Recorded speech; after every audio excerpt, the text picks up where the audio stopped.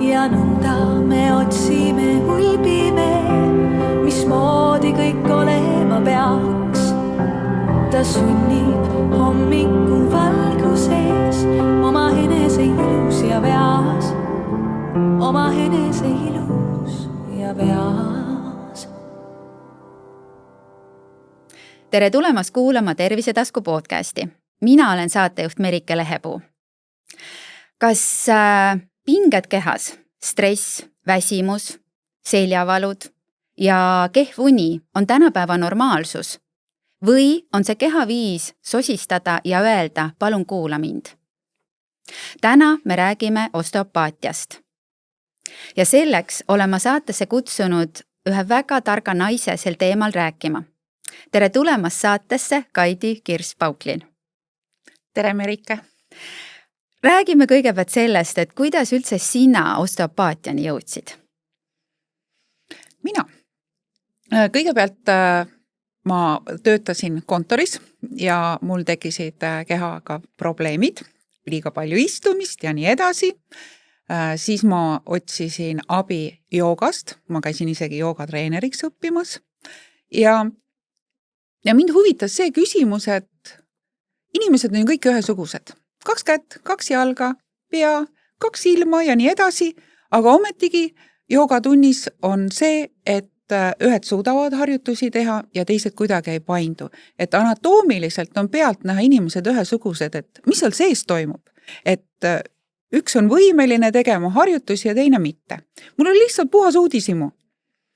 Aga kui sa ütlesid, et sa kontoris istusid ja keha hakkas siis märku andma, et kuidas keha sulle märku andis, et kuule, et kõik ei ole päris nii, nagu on vaja?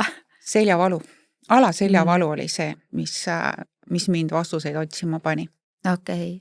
Aga Kaidi, ütle, mis see osteopaatia siis on? Osteopaatia on minu jaoks on see üks väga põnev asi. Tekitab uudishimu, seal on nii palju õppida, seal on nii palju avastada, aga kui rääkida niimoodi tõsiselt ja üleüldiselt, siis osteopaatia on minu jaoks nii-öelda ennetusmeditsiin, siis ka taastusmeditsiin ja samamoodi on see ka nii-öelda tavameditsiini abi ehk siis toetus. Ja kui me ütleme, et selline tavameditsiin on kriitiliste probleemidega tegelemiseks väga oluline ja vajalik, siis osteopaatia on see tugi, mis on nii-öelda ennetav ja taastav või siis meditsiini toetav. Ja kui me räägime sellest, et mis osteopaat siis iseenesest teeb, vastuvõtt on üsna sarnane alguses arsti vastuvõtuga, et inimene tuleb kabinetti, ma koostan anamneesi ehk teen siis nii-öelda selle haigusloo, küsin, mis on sümptomid, esitan täpsustavaid küsimusi tema tervise kohta, seejärel vaatan ta üle, kuidas ta rüht on, missugune on kehahoiak, teen teatud testid ja panen kokku nii-öelda selle haiguse kujunemise loo. Ja tegelikult ma nüüd ütlesin välja haiguse kujunemise loo, pigem on õigem öelda tervise kaotamise loo, sest osteopaatia ei ole mitte haiguste ravimine, vaid tervise uuesti ülesleidmine ja otsimine. Ja kui on nii-öelda see anamnees ära tehtud ja siis on koht, kus osteopaat määrab ka nii-öelda osteopaatilise raviplaani, mis on manuaalteraapia. Ja iga inimese puhul on see täiesti erinev, et inimene võib tulla, nii nagu me siin alguses välja tõime, seljavaluga, aga seljavalu põhjus võib olla igal inimesel täiesti erinev. Nii et me osteopaadina ei ravi ühte sümptomit ühte viisi. Seal on iga inimese jaoks täiesti oma, täiesti individuaalne programm, mille järgime siis selle inimese nii-öelda jälle tervise juurde tagasi aitame. Okei, aga ma kuulen sind ja siis mul tekib see küsimus ja võib-olla tekib see ka kuulajatel, et mille poolest siis osteopaatia erineb näiteks füsioteraapiast, kiropraktikust ja mis kõik meil veel olemas on? See on väga hea küsimus ja seda küsivad minu käest ka inimesed päris sageli, et mis siis sina teistmoodi oled? Just. Ja kui ma nüüd räägin selles suhtes, et kiropraktika on peamiselt keskendunud selgroole. Nende arusaam on inimese tervisest see, et selgroost saavad alguse kõik närvid, mis panevad käed-jalad liikuma, mis teenindavad inimese sees erinevaid organeid, süsteeme, et kui nende närvide signaal kehasse on häiritud, siis ei toimu kõik süsteemid kenasti ja kui see tagasi tuleb nii-öelda signaal kehast, et mul on paha, tuleb ka nii-öelda läbi filtri, siis on selge see, et seal on protsessid paigast ära ja nemad keskenduvad hästi palju selgroole, et selgroo tervis oleks paigas, et kõik lülid oleks paigas. Sellest tuleb siis see, et kui inimesed on kiropraktiku juures käinud, siis täpselt see, et nagu Lego lähed paika, et nagu selline hästi huvitav tunne on see, et mul kohe kehal tekkis see reaktsioon, sest ma olen ka ühe korra seal käinud. No siis sa tead, mis see tähendab. Ja just. Ja kui me räägime massööridest, siis massöörid keskenduvad peamiselt lihastele. Nad nii-öelda pehmendavad lihaste pingeid, võib-olla siis annavad ka liigestele liikuvust juurde ja see on see pool, millega nemad tegelevad. Ja neil on tavaliselt alati niisugune üks kindel tehnika, kas neil on klassikaline massaaž, spordimassaaž ja tavaliselt on see nagu iga vastuvõtt on ühesugune või siis see massaaž. Ja füsioterapeudi kohta küsisid ka. Füsioterapeut on siis selline inimene, kes aitab vigastusest välja tulla või mingisugusest rühihäirest. Ta annab konkreetselt sellele asjale siis nii-öelda harjutused. Ütleme, et inimene on sporditrauma tõttu põlevigastuse saanud. Ta on saanud oma ravi kätte, mis vaja on, kui on vaja operatsiooni või mingisugust taastumist, siis füsioterapeut annab konkreetselt selle põlve jaoks taastumisharjutused, et see jalg kiiresti liikuma hakkab ja tööle hakkab. Aga mis imevigu siis osteopaatia on? Just. No tema teeb põhimõtteliselt kõiki neid asju, pluss veel osteopaatia tegeleb närvisüsteemiga, vereringega, lümfisüsteemiga, nii et ka nii-öelda siis endokriin ehk siis hormoonsüsteemiga. Tal on ka teemad, kraniaalsed teemad, siis see tähendab kõiki peaga seotud tehnikaid, visceraalne teema, mis on kogu seedimissüsteemiga seotud maailm. Nii et osteopaat vaatab inimest kui tervikut, kõike koos. Et ei ole nii, et on ainult üks põlv või on üks pinges lihas või on üks lüli on paigast tihkunud, et kiropraktik paneb krõks paika ja siis on kõik. Me vaatame terve inimese üle. Et isegi siis, kui inimene tuleb, ütleb, tal on seljavalu, siis me ei jää seljale keskenduma, vaid me vaatame, et millest see tekkinud on, et kas see on esmane probleem või see on mingi ahelreaktsiooni nagu lõpp-produkt. Et seal võib olla väga palju eelnevaid traumasid, mida see keha läbi on teinud ja see seljavalu on lihtsalt kompenseerimise mehhanism. Sest keha on meil väga tark. Ta on, kui tal on midagi juhtub, siis ta püüab kõik teha, et ellu jääda, et ennast aidata. Ja selleks mis iganes, et kui me vääname näiteks jala ära, kelle meil ei ole juhtunud, et või kellegil perekonnast sellist, et on mingi jalavigastus, libised või mis iganes. Ja sellisel juhul, et ütleme, et on hüppeliigese vigastus, et on trepi peal libisetud näiteks ja jalg on paistes ja käia ei saa. Tihtipeale mõeldakse, mis on, paistetus läheb ära ja kõik on hästi. Aga mis välja tuleb, on see, et see vigastuse saanud jalg on nõrgem. Teine jalg peab suure vastutuse ja töökoorma enda peale võtma, sest ta peab liikuma, ta peab sind tasakaalus hoidma, ta peab rohkem tööd tegema ja nii-öelda tugevam tugipost olema ka seistes, püsti tõustes, istudes, on pingutus teisel jalal rohkem. See paneb suure koormuse, see tekitab sinna jalale pinge ja tegelikult, kui me ausad oleme, siis ka igasugused vigastuse ohud on suuremad läbi sellele tervele jalale. See on üks pool.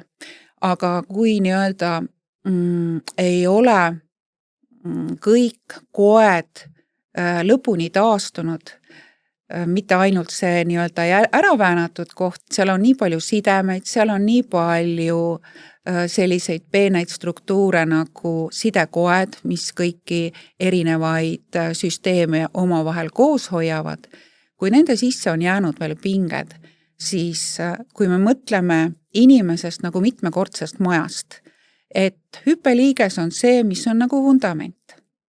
Kui vundamendis on midagi paigast ära, siis lähevad kõik järgmised korused, põlved, vaagen, õlad, pea, kael, kõigiga juhtub midagi, sest kui ütleme, on vigastuse tagajärjel inimene kuidagi hoiab ka seda jalga, kas ta kompenseerib kuidagi põlvega või siis vaagnaga, siis see hüppeliigese tagajärjel võivad hakata põlved valutama, võivad hakata puusavalud, võib tekkida alaseljavalu ja siis ongi, kui inimene tuleb puusa või alaseljavaluga, siis me lõpuks jõuame sinna labajala juurde.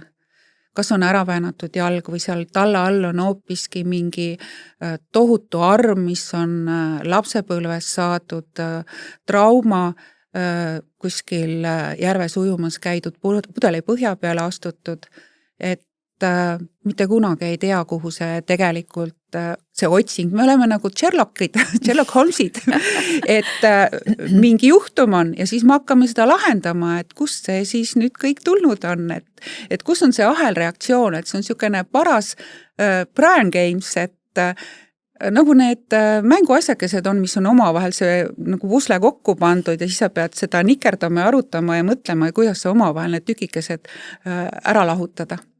Ma ei mäleta, kuidas neid nimetatakse.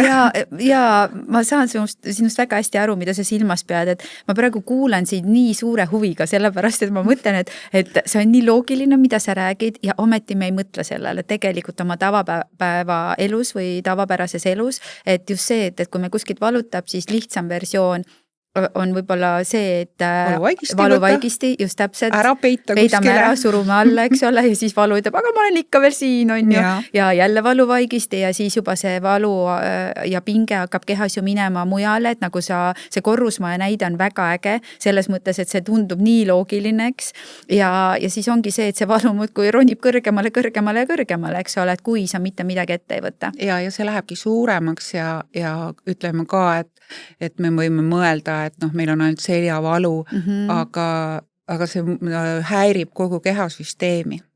Et see ei ole ainult seljavalu. Sealt seljast tuleb nii palju, sealt selgroo vahelt nii palju närve, mis teenindavad meie jalga, mis teenindavad meie kõhuõnd, mis teenindavad meie seksuaalset poolt. Meie elukvaliteet langeb nii palju. See võib olla ainult üks jalavigastus, aga see, kuidas see mõjutab meie elu samm-sammult igapäevaselt, me ei pane seda tähele lihtsalt, et keha niivõrd osavalt kompenseerib ja me harjume sellega, see on nagu teadlased on teinud selle katse, kuidas konn temperatuuri reageerib, ta on ju kõigusoojane. Et kui järjest soojendada, siis ta ei märka seda kriitilist momenti, sest see tuleb nagu vaikselt märkamatult ja see ebamugavus märkamatult järjest suureneb. Et tihtipeale see on siukene ka varjatud ja peidetud, et kui inimene igapäevaelus on hästi kiirustav ja igapäeva asjadega niivõrd hõivatud, et tihtipeale tal ei ole aegagi märgata, mis ta kehaga toimub. Ma tahtsin just öelda, et me peidame ilmselt seda valu kiiruse ja toimingute taha, eks ole, sellepärast, et ega loogiline, kui me tähele ei pane, et kuskilt valutab nii hullusti, siis me saame kõik edasi teha. Aga tegelikult see sama, mis ma ka alguses ütlesin, et keha ju räägib meiega nii-öelda iga päev, võib-olla see väljend ei jõua nagu väga hästi kohale, et kuidas keha räägib, eks ju. Aga ta räägibki ju läbi selle, et kuidas sa tunned, et kui hästi sina ennast oma kehast tunned ja minu arust on see, mis minule ühel hetkel kohale jõudis, et kui hästi mina ennast oma kehast tunnen. Kui ma tunnen ennast mugavalt, mul on päriselt hea olla, kuskilt midagi ei valuta, kuskilt miski ei torgi, kuskilt nagu ei ole mingit sellist ebamugavust, siis on nii hea olla. Aga nii pea, kui tuleb kuskilt väike signaal, siis tegelikult on ju see juba märk sellest, et sellega oleks pidanud eile tegelema. Eks see on nagu see, kuidas siis selle kohta öeldakse, see profülaktika mõttes tuleb kogu aeg endaga tegeleda, et jälgida, et mis minuga toimub. Sest isegi üks korralikult magamata jäänud öö või päris mitu päeva su keha tasakaalule mõjuda. hooletult toidusse suhtumine samamoodi, võib-olla ka see, et sa väga vähe liigud, mis iganes, või see, et sul ongi mingisugune pingeline periood töö juures, sul on mingi projekt, mis on sul vaja teatud tähtajaks ära lõpetada ja sa pingutad selle nimel, mõtlemata iseendale, sest sul on fookus. Just. Ja sa ütlesid seda väga hästi, et me lükkame kiirustades iseennast alati tahaplaanile või siis jookseme endast mööda, et vahet ei ole, kuidas me seda nimetame, aga niipidi see tõesti tundub. Kui ma siin Kaidi kuulasin, siis tekkis mul veel üks küsimus, et kuidas osteopaadid vaatavad Pilatest? Et Pilates on ju tänapäeval niivõrd populaarne ja väga paljud inimesed on Pilatesest väga palju abi saanud. Aga kui ma kuulan siin, siis mulle tundub, et see on ikkagi see pinnapealsus või ma eksin? Väga armas ja kaval küsimus peaks ütlema. Ma ütlen, et minule endale meeldib ka väga Pilates ja ma käin Pilatese treeningul. Ja mulle meeldib Pilates sellepärast, et ta on selline globaalne süsteem, et ta ei treeni ainult teatud lihasgruppe, vaid ta tegeleb kehaga tervikuna. Et ta võtab ette nii-öelda pindmised lihased kui ka süvalihased, et mis toetavad keha korsetti, et see on tegelikult väga-väga hea füüsiline treening ja minu meelest võiksid kõik seda kasutada. Väga hea. ja selles mõttes, et kuidas ma osteopaadina vaatan, et isegi siis, kuidas ma ütlen, oleneb sellest, mis teema inimesel on. Et mõningatel juhtudel on ikkagi vajalik eelnevalt keha veel toetada, et ta jõuaks treeningutega toime tulla. No eriti, mis on sporditraumad või pikka aega tekkinud, kas või ütleme mingisugusest töösundasendist tekkinud kehavaevused. Vanasti nimetati neid siis,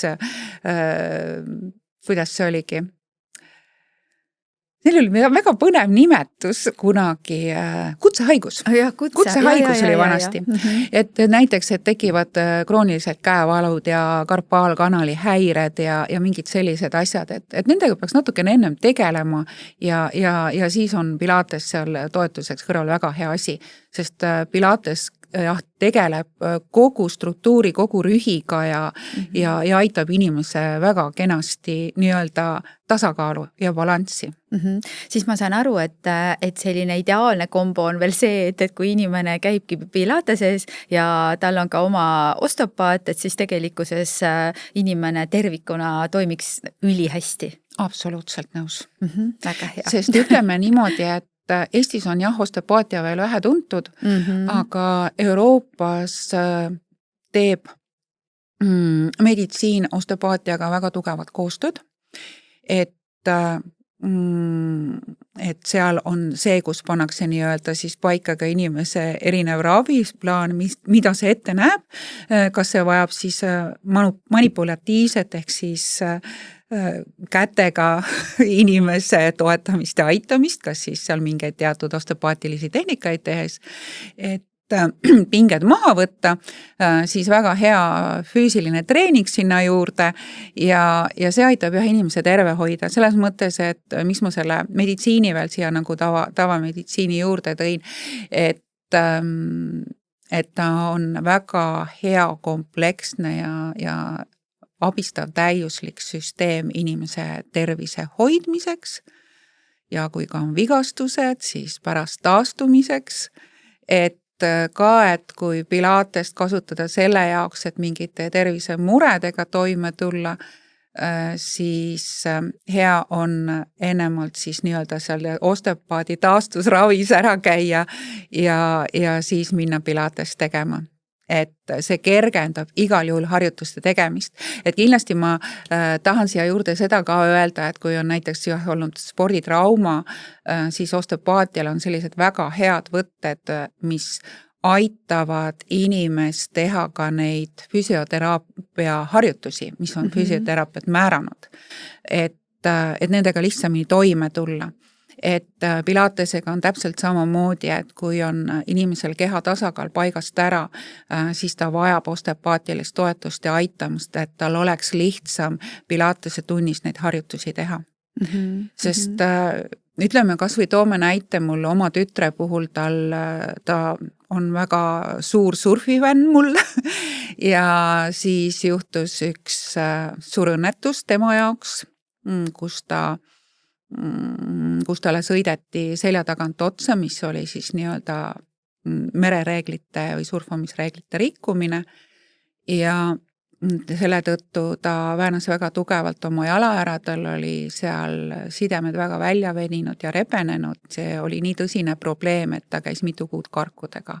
Ja emana ma olin tegelikult suures ahastuses, et kuidas ta üldse selle jala peal kunagi käima hakkab, see oli tõsiselt suur trauma. Ja ma tegin väga palju tööd selle jalaga, et tal oleks lihtsam liikuda ja need pinged ja valud ei oleks nii suured, et me tegime iga nädal teraapiat, vahest alguses isegi mitu korda. Ja see kergendas tal kõikide nende füsioteraapia harjutuste tegemist, et see ei olnud nii valulik. Et minu juures käib ka teisi sportlasi, kes peale traumat vajavad abi ja nad on kõik nagu ühest suust räägivad, neil on lihtsam füsioteraapia harjutusi teha, et see ei ole nii valus, liikumisamplituud on suurem ja kergem. Kui sa, Kadi, räägid seda, kas on võimalik sul praegu kuidagi seletada või näidata kas või oma keha peal, et kuidas see siis, mis võluliigutused või võlunipid või mis su kätes on, et sa suudad selliselt võluda, et nendel on pilateses oluliselt lihtsam olla. Sest mina ise tean ka seda, et inimesed on, ma näitan kohe enda peale ka, et minul on ka teatud kohad justkui kinni ja nagu lapsest saati, ma tean, see ongi minu eripära. Siis kui ma kuulan, siis mõtlen, ma tahaksin ju kätte alla nagu jõuda nagu võimalikult ruttu, et aru saada, kus on probleem. No sul on võimalik aeg broneerida ja siis vaatame need asjad üle. Just nimelt. Aga et kuulaja aru saaks, et kuidas sa siis tegelikult toimetad? No inimese keha on hästi täiuslik süsteem. Me oleme väga pikka aega arvanud ja nii nagu meditsiin on meile rääkinud, et kogu keha struktuur põhineb luustikul ja liigestel ja musklitel, mis seda koos hoiavad. Ja kui on ka meditsiinitudengite õpetamine, siis nad õpivad ju inimeste pealt, kes enam elus ei ole, teevad seal lahkamise ja vaatavad üle, kuidas kõik inimese sees on ja paikneb, siis palju aastakümneid ja sadu on inimese lahkamise juures üks oluline kude lihtsalt võetud ära ja prügikasti visatud kui mitte oluline asi. Ja seda kudet on alles hakatud nii ütleme mingi 15 ja natuke rohkem aastat tagasi väärtustama ja oluliseks pidama, et see on ka inimese koestruktuuris vajalik asi ja see on sidekude. See on fastia, see on nagu ämbliku võrgustik, mis on meil kehas igal pool.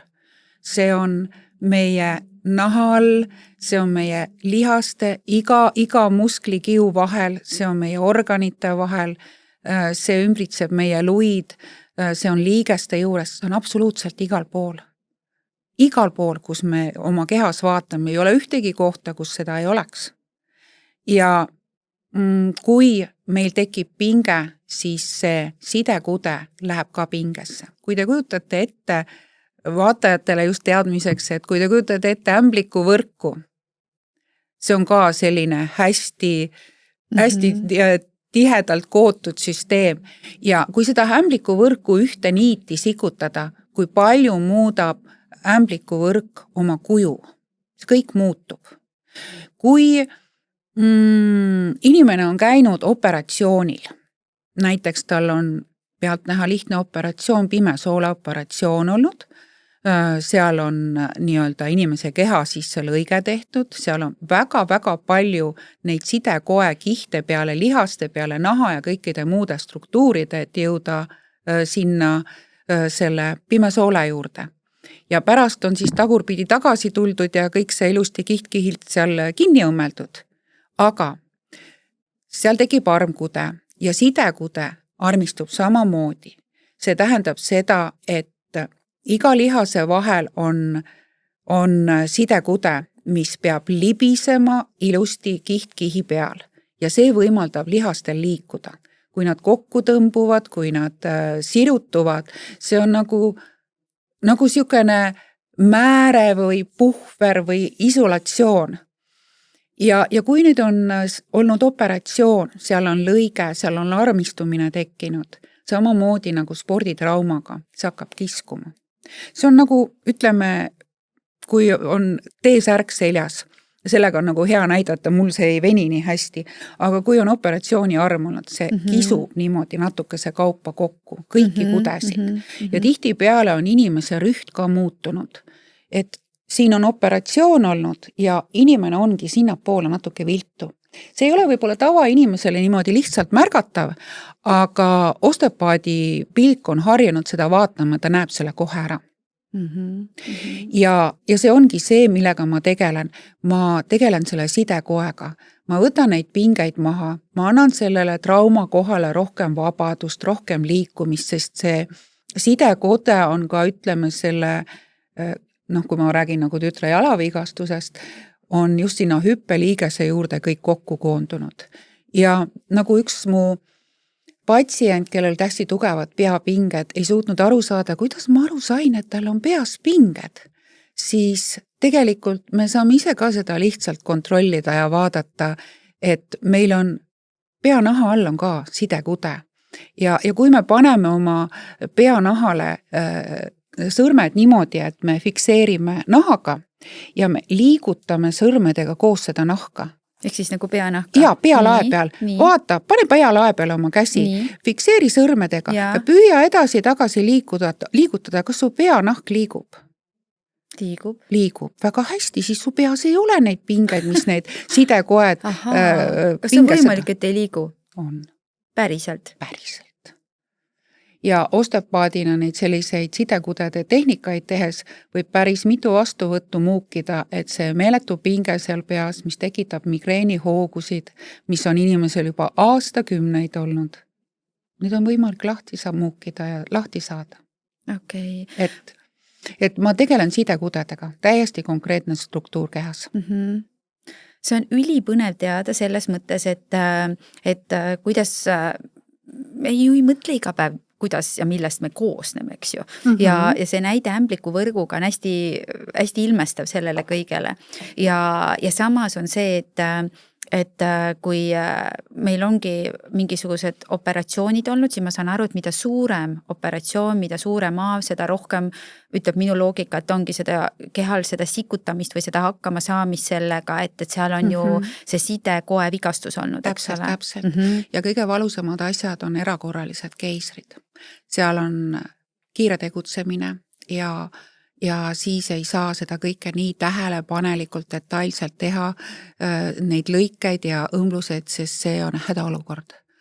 Ja need on kohad, kus on minu laua peal naistel väga suurt abi vaja olnud ja see on ka väga palju peidetud emotsioone välja tulnud ja see on nagu selline suur murekoht tegelikult, mille peale ei tule keegi, et osteopaatia võib seal aidata. Ma ühe asja veel räägin siia vahele selle koha pealt, et kui me rääkisime sidekoest ja traumast ja et lihtsam oleks aru saada, me naised aeg-ajalt iga kanname sukapükse ju. On ju nii? Ja kui see sukapüks on kuskil natukene nagu ei ole ilusti ühtlaselt jala peale jaotunud ja kuskil on ta natuke keerdus või me ei ole teda niimoodi kenasti üles sikutanud, me tunneme ju seda, ebamugav on. Me tahame ta ikka, et oleks mugav seljas. Aga kui meil armi tõttu see sidekude kuskilt sikutab, me tunneme ka seda ja me peame selle ebamugava tundega kogu aeg käima ja olema. Kuna see on kogu aeg, siis me püüame seda ignoreerida ja mitte märgata. Ja tihtipeale tulevad seal veel mingid muud terviseprobleemid juurde. Tegelikult ma tahaks veel ühte näidet ka tuua, kas ma võin rääkida? Muidugi. Ma lähen nii õhevile, see on nii põnev kuidagi. Aga see ongi nii põnev teema. Et näiteks minu juurde tuli üks inimene, kes oli oma jalavaludega hädas, et ta ei suuda magada. Et tal hakkavad nii suured jalavalud õhtu pihta, et päris raske on uinuda. Ja kui ma ta vastu võtsin, siis nagu ma ikka kõik küsin üle tervise kohta, vaatan rühi üle, teen testid. Ja siis ma küsin, et mis sul selle jalahüppeliigesega on? ei midagi. Aga midagi sellega on juhtunud. Ja siis tuli välja, inimene ise oli üle 40, et kui ta oli 6-aastane, siis ta oligi oma jala pudeli põhja peale astunud, jalg oli väga katki, tohutult voolas verd ja sealt alla all oli väga suur arm, mis oli siis oma pingega koos olnud, nii-öelda inimene oli kasvanud ja see arm oli seal siis nii-öelda laiali veninud ja samamoodi, ma ei kujuta ette, kuidas seda last kokku lapiti, see oli väga kole arm. Tõesti, ta oli lai, ta oli pikk, see jalatald oli põhimõtteliselt üleni kokku õmmeldud. Ja mõelge nüüd ise, kui teil on sukapüksid jalas ja keegi kisub sealt sukapüksi sinna talla alla, keerab sinna veel mingi sõlme peale ja sa elad ja oled sellega, kui ebamugav see võib olla. Ta täiesti eitas seda tallaalust, et ta ei tahtnud isegi puudutada, ta ei tahtnud seda pesta, see oli nii valus, see oli nagu nii õudne, et umbes nii, et ta lihtsalt eemalt laseb pritsiga seda pesuvedeliku peale ja dušiga ja see oli nagu nii hell koht tema jaoks. Ja meil läks päris tükk aega, et ta oli üldse nõus, et ma oma käed sinna vastu panen. See oli nagu nii tabuala. Meil oli 2 vastuvõttu ja ta pärast helistas mulle, et ma magan nagu nukukene, et mul ei ole mitte midagi häda. Aga ta oli sellega üle 40 aasta koos olnud. Ja sidekoed on jah sellised asjad, millega on võimalik täiesti imesid teha. Kusjuures ma kuulan sind ja mul kohe tekkis äratundmine sellest, et ka mina olen see naine, kellel on tehtud mitte küll erakordne, planeeritud keiser, aga mõnes mõttes erakordne. Ja ma mõtlesin, et kui palju on tegelikult naisi, kes lausa nõuavad tänapäeval seda, et oleks ju tehtud see keiser sellepärast, et ei taheta seda sünnitusvalu kogeda, eks ole. Ja see tänapäeval on minu arust järjest rohkem lubatud ka, aga see, et kui sa selle välja tood, siis mina usun, et see on nagu ääretult oluline, et kas siis korra või siis natuke pikemalt kui korra kogeda seda valu, kui see, et pärast teadlikult sa tead täna, et mida see keisri lõike arm võib sulle põhjustada, siis mul on veel suurem huvi sinna sinu lauale tulla, et aru saada, et mis siis minul seal peidus on. Ja kui sa ütlesid, et selle armi alla ja lähtuvalt sellest, mis kõik kiiruga tehtud on, sest ka minul tehti see kiiruga, kuigi ta oli planeeritud, aga seda tehti kiiruga, sest mu vererõhk hakkas kolinal langema ja seal ei olnud jällegi nagu erakorraline juhtum. Ja tegelikult see oli ikkagi erakorraline juhtum ja siis mu arst, nüüd ma ei ole küll ammu näinud, ikka ütles, et anna mul andeks, et nii suure haava tegin ja selline veel naerukujuline ka, ma ütlesin, et mind see ei häiri, mul on terve ja elus laps on minu jaoks kõige olulisem, aga kui ma kuulan sind ja sa ütlesid veel sellise lause, et millised emotsioonid sinna peidetud on. Ma tunnistan, et ma tunnen seda praegu. Ma päriselt tunnen seda praegu, sest et mul hakkas kehas mingisugune keha juba reageeris sellele ja mõtlen appi ja sa räägid, et keegi on 40 aastat midagi või 30 aastat endas nii-öelda nagu teadmata ju hoidnud. Sest me ei tea, et selle jaoks on abi olemas. Ja just täpselt, eks, ja mina olen seda hoidnud 22 aastat, eks ju endas, sest tütar on ju mul 22, eks ole, et see on nagu see koht, mis on minu arust nii oluline, et tõepoolest tuuagi see nagu naistele välja, et naised, et tunnetage oma keha, kui teil on olnud erakordne keisri lõige, kuidas te oma kehas ennast tunnete. Ja kui te ei tunne ennast oma kehas hästi ja kuskilt ikkagi sikutab, siis mina küll julgen öelda, et osteopaat on põhjusega meil siin olemas, kelle juurde pöörduda. Nii et mina küll kindlasti käin ära ja kui saan, siis jagan oma lugu. Ja siis teeme järgmise saate, et mismoodi see toetab ja aitab, et juba sinu kogemuse põhjalt. Ja absoluutselt, sest päriselt ka see koheselt nagu puudutas, et ma olen nagu hästi sõnatu ise praegu sellest, et kuidas see võib nii olla. Aga Kaidi, see küsimus ikkagi, et ma saan aru, et sa oled mitmeid kordi öelnud seda, et ta lasi oma käed siis nii-öelda peale panna. kas see tundub siis see, et kuskilt valutab, panen käe peale, terve. Kuidas see siis tegelikult on? Ma saan aru, et see nii ei ole, et aga lihtsalt, et kuidas see nagu välja näeb, et kui sa natukene seda valgustad, et inimesed teaksid, et mis teda ees ootab, kui ta osteopaadi juurde tuleb? Osteopaat teeb hästi palju tööd oma kavatsusega. Kavatsusega, see on üks niisugune väga peen asi. Et mis tähendab seda, et ma panengi kogu tähelepanu ühte kohta, ühtedesse kudedesse ja kui me räägime sidekoest, ma võtan veel ühe lonksu, rääkimist on palju, suu pole harjunud. Kõik on hästi. Ja selles mõttes, et ma teen 2 käe vahel tehnikat. Ma põhimõtteliselt venitan teadlikult sidekudesid. Et ma ei hoia käsi seal peal lihtsalt, et nüüd hakkab midagi juhtuma. Pealtnäha ei ole see üldse mingi suur liigutus, aga tegelikult seal on päris tugev töö taga. Et kui ma siin ka lihtsalt oma jala peal näitan, et näiteks on põlvel mingid pinged, ja mul on vaja siin nii-öelda lihaste vahelist sidekudede ala siis nii-öelda vabastada mingist traumast või aidata, siis pealtnäha näeb see ainult 2 näpu puudutust, aga ma hoian nende 2 näpu vahel teatud pinget, mis tähendab seda, et see pinge aitab nendel kudedel vabaneda ja ma täiesti sõrmede alt tunnen nagu lihas. See sidekude käitub sarnaselt nagu lihas, aga ta on natukene õrnema ja peenema struktuuriga, et kui massaažis käite, masseeritakse pinges lihas ja te tunnete ju, kuidas see lõpeneb. Samamoodi võdem see sidekude ka. Ahaa, okei. Et ka just, et aga seal me ei kasuta nagu kogu kätt nagu massaažis lihaste masseerimisel, vaid seal on siis, kui on väga peen koht, kus on vaja armiga tegeleda või trauma, siis ma kasutan sõrmi. Aga selles mõttes, et kui on nagu üleüldiselt suuremad pinged, siis ma tegelen ka sidekoega terve käega. Kui on nagu vaja pikemat struktuuri venitada.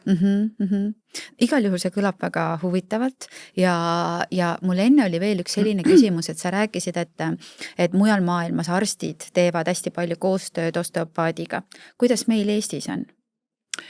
Meil ei ole veel see nii kaugele jõudnud, sellepärast, et meil ei ole osteopaate nii palju, et me saaksime nagu oma ametialase ühingu sellisel kujul teha, et meil alles see hariduse jagamine käib.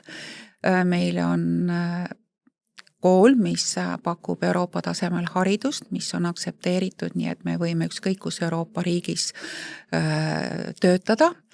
Et kui ma töötaksin Prantsusmaal, siis oleks täiesti okei aktsepteeritud, et ma teen ka meditsiiniga koostööd. Seal on need lepingud olemas või siis Itaalias või Eesti, või tähendab Inglismaal, aga Eestis on natukene need asjad teistmoodi reguleeritud, et ikkagi kõik käib vastavalt sellele, kuidas on mingid seadused, mingid kokkulepped vastavas riigis. Et ütleme nii, et Prantsusmaal on 100 000 elanikkonna kohta 50 osteopaati, see on niisugune normaalne nähtus seal, sama normaalne nagu meie jaoks on perearst, igal perel on oma pereosteopaat, kes tegeleb kogu perekonnaga. Ja kui me võtame nüüd Eesti plaanis, siis kui palju meil 100 000 elanikkonna kohta on praegu osteopaate 1-2 ainult. Päriselt ka. Et see on selline valdkond, mis alles areneb. Okei. Aga kui palju, sa tead, et kui palju üldse osteopaate Eestis kokku on, kes on õppinud? Selles mõttes, et kõik, kes huvi tunnevad, saavad vaatama minna Balti osteopaatide assotsiatsiooni lehele. Seal on olemas kõik andmed meil tegutsevate osteopaatide kohta, kes on litsenseeritud Euroopa tasemel osteopaadid, nii et vaadake üle. Ja kas ma saan aru, et Eestis õppida seda ei saa? Eestis saab õppida. Saab juba õppida? Ja, osteopaatia akadeemia on selle haridusega juba pea 10 aastat tegelenud. Aga kuna osteopaadi õpe on väga pikk ja selles suhtes, et ta on ka üsnagi keerukas, siis mitmed inimesed, kes osteopaatia akadeemia on lõpetanud, siis nad on tihtipeale ka leidnud, et nad on sealt ise abi saanud, nad on terveks saanud ja nende jaoks on nagu sellest piisanud, et nad ei ole siis hakanud ka ise osteopaadina tööle, et nad on õppinud enda jaoks selgeks selle, kuidas ise tervem olla. Et selles suhtes on ka mitmeid inimesi, kes on siis hariduse saanud ja ka osteopaadiks jäänud, aga neid ei ole veel nii palju, et me saaksime minna ja meditsiini ukse taga koputada, et me oleme täiesti arvestatav grupp inimesi, kelle peale igas olukorras loota, et meid on veel vähe. Me ei jõuaks kõike veel ka ära teenindada sellisel kujul. Kas sina ise ka õpetad? Jah. Osteopaate välja? Ahah. Just. Väga äge, väga äge.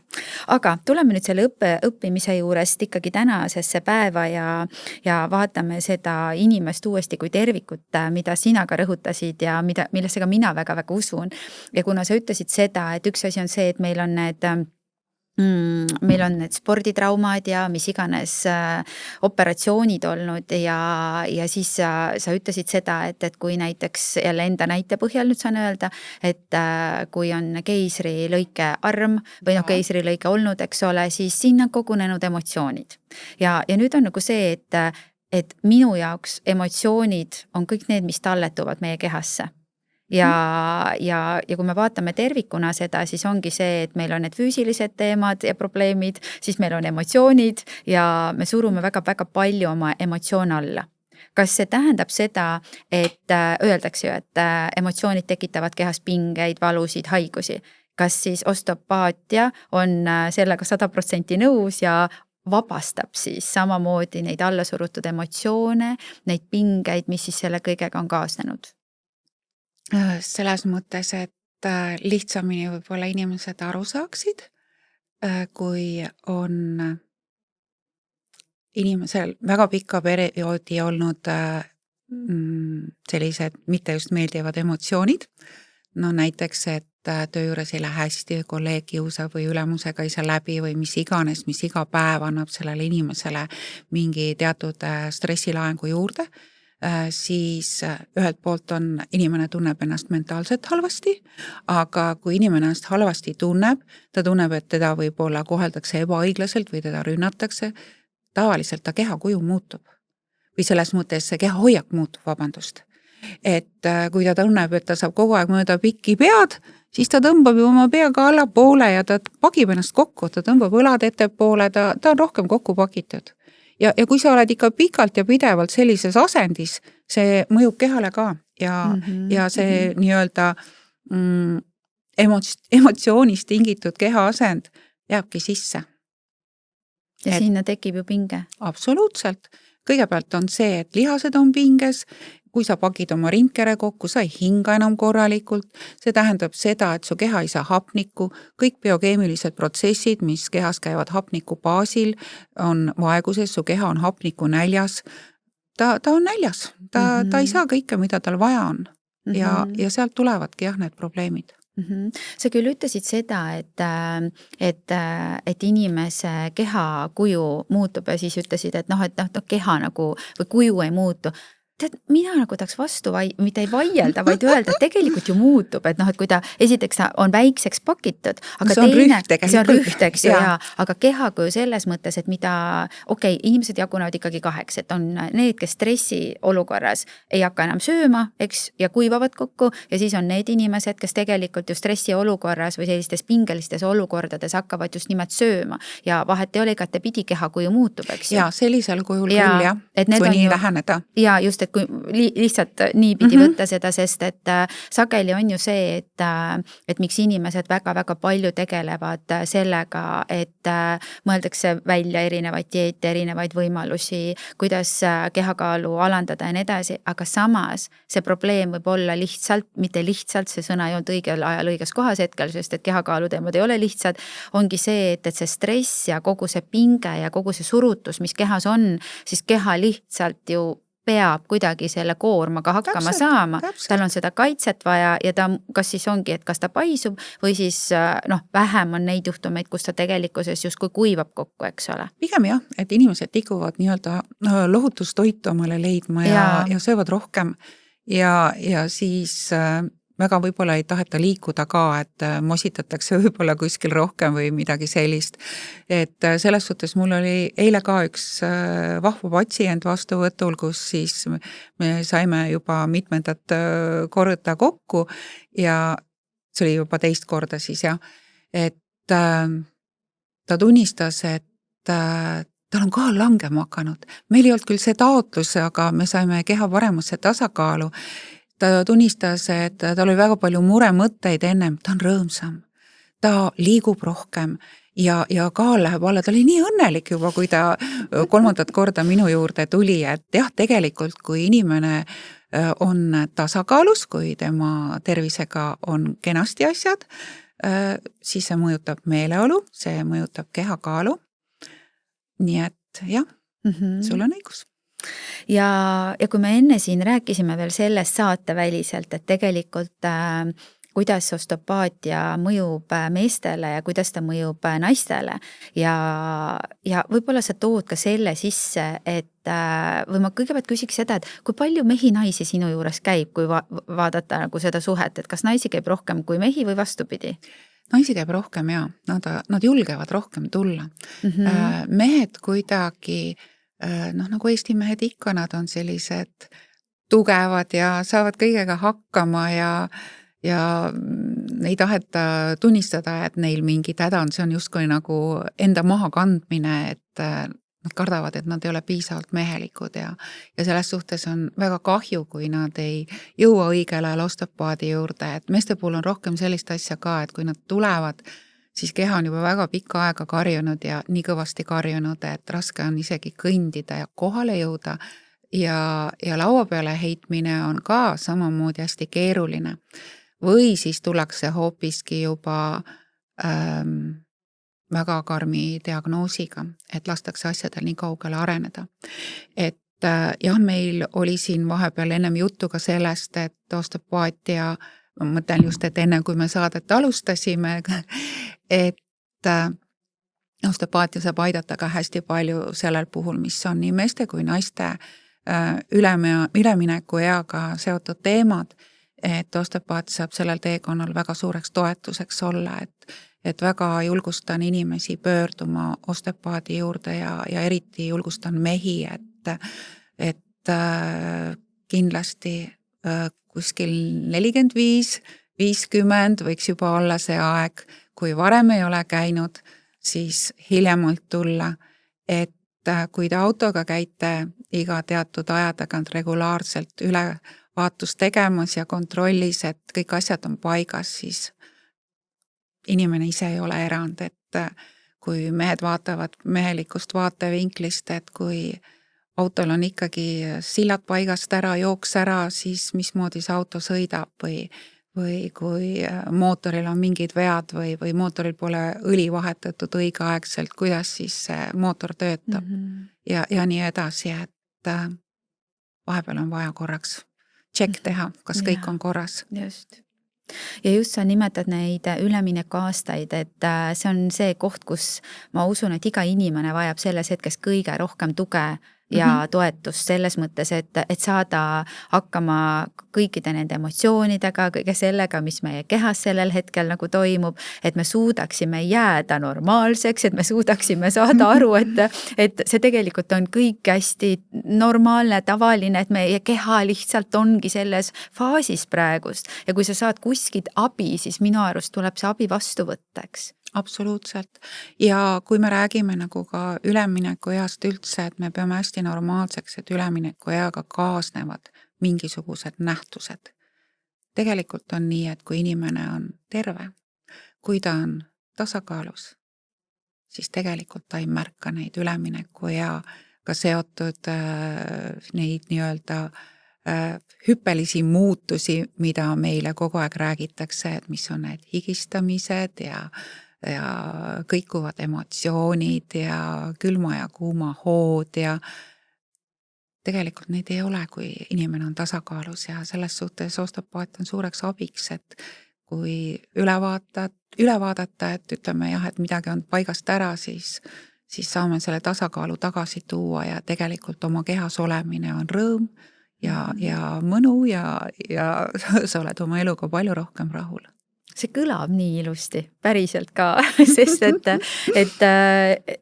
meil on oluline pöörata oma kehale rohkem tähelepanu, meil on vaja endast hoolitseda ja mitte siis, kui juba häda väga suur on, vaid juba ennetavalt tegelikult minna ja lasta ennast üle vaadata. Nii nagu sa ütlesid, et mulle ka meeldib alati autoga näidet tuua, eks ole, et auto eest ma hoolitseb oluliselt rohkem, on ju, aga mulle meenus ka see praegust veel, et need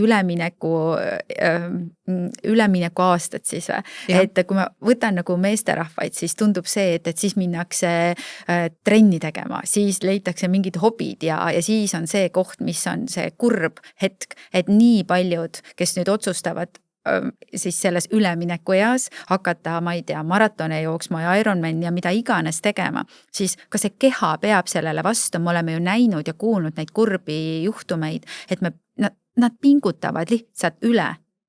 Nad tahavad olla mehed, nad tahavad olla need tugevad isased, kes on nad olnud kõik need eelmised aastad. Jah, aga samas ongi see, et kui sa ei ole midagi teinud, eks ju, nagu pikalt ja järjepidevalt ja siis hakkad tegema, see on ju tegelikult ongi sõna otseses mõttes surm kehale. Ja kui me vaatame seda poolt, siis paljud... väga julmalt. Vabandust, et ma nii ütlesin, aga no... oleme realistlikud lihtsalt. Hästi lihtsalt lahti rääkida, et tegelikult mis on see ülemineku iga nii meestel kui naistel. Naistel on menopaus, meestel on andropaus. Naistel väheneb naiseliku hormooni tootmine, meestel väheneb järk-järgult meheliku hormooni tootmine. Naistel käib see nagu kiirelt, et kui me vaatame graafikus, siis naiste nii-öelda hormooni tootmine kukub kiires skaalas alla. Meestel läheb ta natuke pikemalt ja libamisi. Ja tihtipeale ongi see hetk, kus mehelikud hormoonid hakkavad vaikselt rahunema ja see hetk on ka meestel õige rahuneda ja võtta seda loomuliku eluprotsessina, mitte tormata pea ees mingeid uusi trenne tegema. Ja see on okei, aga tehke mõistlikult. Selles suhtes järk-järgult, tasapisi, keha kuulates. Ja mis on ka selle hormoonide languse juures ka üks tavaasi, kus mehed arvavad, et nüüd on vaja suhe leida, sest oma naine ei ahvatle. Asi ei ole naises, asi meheke on sinu hormoonides, mis ei tööta enam sellisel kujul kui 25-aastasel. Ei ole selline hoog sees, vaid sa võtad ja vaatadki asja rahulikumalt, teistsuguse pilguga. Võta see omaks ja see ongi normaalne loomulik eluosa. Sa ütled, et võta see omaks ja ma kujutan ette, ma tean, kuidas see nagu ajab keema, aga üks päev tuleb sellega lihtsalt silmitsi seista, et me kõik vananeme, mitte midagi teha ei saa ja seal on omad loomulikud protsessid. Ja ma saan aru, et tänu osteopaatiale me saame tegelikult ennast nooremana hoida ja tervemana hoida ja minu arust on see, et kõige olulisem ongi tervis, mida sa ei saa raha eest osta, eks ole, kui sul seda raha on nii palju, kui on ju, vaid sa saad selle oma keha eest pidevalt hood kanda iga jumala päev. Kaidi, ütle lõpetuseks, mis on need väikesed sammud, mida sa osteopaadina soovitad igale inimesele?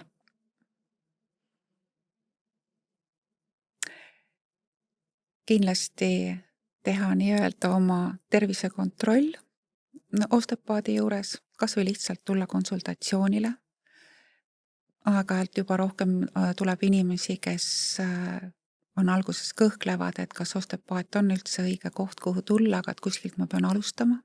Mul on suur rõõm nende üle, sest peidus on päris mitmeid asju, mille peale pole tulnudki.